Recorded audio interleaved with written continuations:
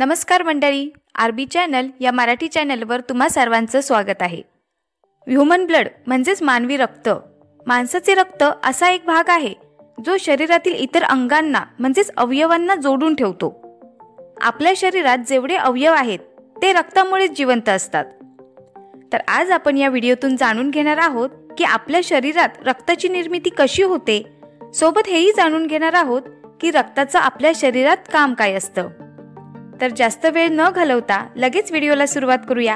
पण त्याआधी चॅनलला सबस्क्राईब केलं नसेल तर लगेच सबस्क्राईब करून घ्या, जेणेकरून मी टाकलेले सर्व व्हिडिओ तुम्हाला पाहता येतील. मित्रांनो, तुम्हाला हे जाणून आश्चर्य होईल की आपलं रक्त हाडांमध्ये तयार होत असतं. पण त्याआधी आपलं रक्त कोणकोणत्या घटकांपासून तयार होतं हे जाणून घेऊया. आपलं रक्त 4 घटकांपासून बनलेलं आहे. तर चला आधी ते समजून घेऊयात. पहिलं म्हणजे प्लाझ्मा, दुसरा आहे रेड ब्लड सेल्स, तिसरा आहे व्हाईट ब्लड सेल्स आणि चौथं प्लेटलेट. यातील प्लाझ्मा लिक्विड म्हणजे द्रव रूपाचा भाग असतो आणि बाकी 3 सॉलिड म्हणजेच घनरूप असतात. जर आपण थोडंसं रक्त घेऊन हे 4 घटक वेगवेगळे केले तर 55% प्लाझ्मा, 41% आरबीसी म्हणजेच रेड ब्लड सेल्स, 3% डब्ल्यूबीसी म्हणजेच व्हाईट ब्लड सेल्स आणि 1% प्लेटलेट. आपल्या रक्तात या घटकांचे काम काय आहे ते पहिल्यांदा जाणून घेऊया. पहिलं म्हणजे प्लाझ्मा. आपलं रक्त 55% प्लाझ्मापासून बनलेलं असतं. प्लाझ्मा 90% पाण्यापासून बनलेला आहे. त्यात 10% प्रोटीन आणि इलेक्ट्रोलाइट असतात. प्लाझ्मा पिवळ्या रंगाचा असतो. जर आपण त्याला रक्तातून वेगळा केला तर तो पिवळ्या रंगाचा दिसतो. प्लाझ्माचं काम रक्तातील घनरूप घटकांना हलवणे आहे. रक्तातील red blood cells, white blood cells, platelet हे घटक घनरूपात असल्यामुळे ते स्वतःहून हालचाल करू शकत नाहीत. त्यामुळे त्यांच्या हालचाली करण्याचं काम प्लाझ्मामुळे होत असतं. प्लाझ्मामध्ये 2 प्रोटीन, फायब्रिनोजेल आणि प्रोथ्रोम्बिन हे असतात. हे दोन्ही प्रोटीन रक्ताला जमवण्याचे काम करतात. तुम्ही पाहिलं असेल की आपलं शरीर जर कुठे कापलं गेलं की रक्त शरीरातून बाहेर पडल्यावर थोड्याच वेळात घट्ट होत असतं. असं प्लाझ्मामध्ये असणाऱ्या या 2 प्रोटीनमुळेच होत असतं. प्लाझ्मामध्ये हेपेरिन नावाचा अजून एक प्रोटीन आहे जो रक्ताला घट्ट होण्यापासून थांबवतं. जर प्लाझ्मामध्ये हेपेरिन नसेल तर फायब्रिनोजेल आणि प्रोथ्रोम्बिन हे दोन्ही प्रोटीन रक्ताला शरीराच्या आतच घट्ट करून टाकतील. हेपेरिन रक्ताला शरीरात घट्ट होण्यापासून थांबवतं, पण हवेच्या संपर्कात येताच हेपेरिन मरून जातं. त्यामुळे रक्त जेव्हा शरीरातून बाहेर पडतं तेव्हा हेपेरिन मेल्यामुळे फायब्रिनोजेल आणि प्रोथ्रोम्बिन ऍक्टिव्ह होतात आणि रक्त घट्ट करतात. दुसरा आहे रेड ब्लड सेल्स म्हणजेच आरबीसी. रेड ब्लड सेल्सला आरबीसी असंही म्हणतात. हे आपल्या रक्तात 41% असतात. आपल्या संपूर्ण शरीरातील रक्तामध्ये यांची संख्या 55 लाखाच्या आसपास असते.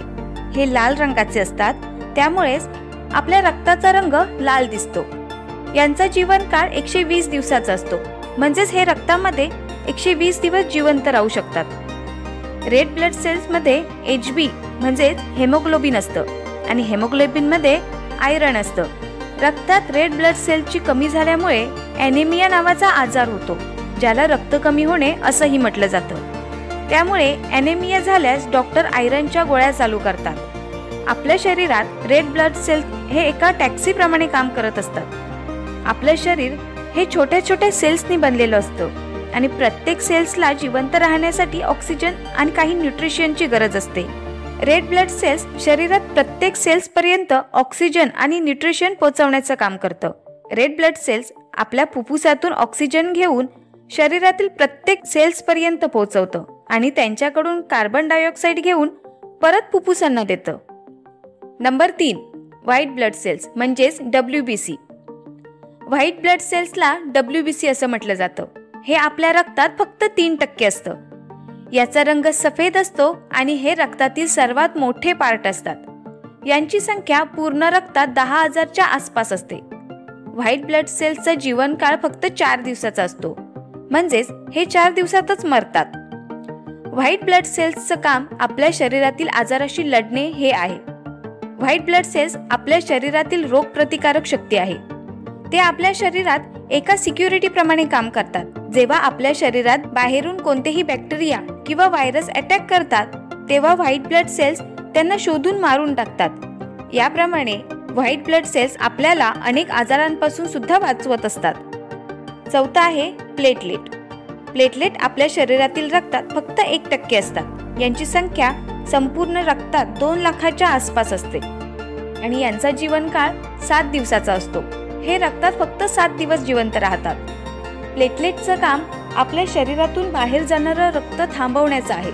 जेव्हा आपलं शरीर कुठे कापलं जातं तेव्हा प्लेटलेट त्या ठिकाणी एकत्र होऊन ती जागा ब्लॉक करण्याचा प्रयत्न करतात, ज्यामुळे त्या जागेतून जास्त रक्त आपल्या शरीरातून बाहेर जात नाही.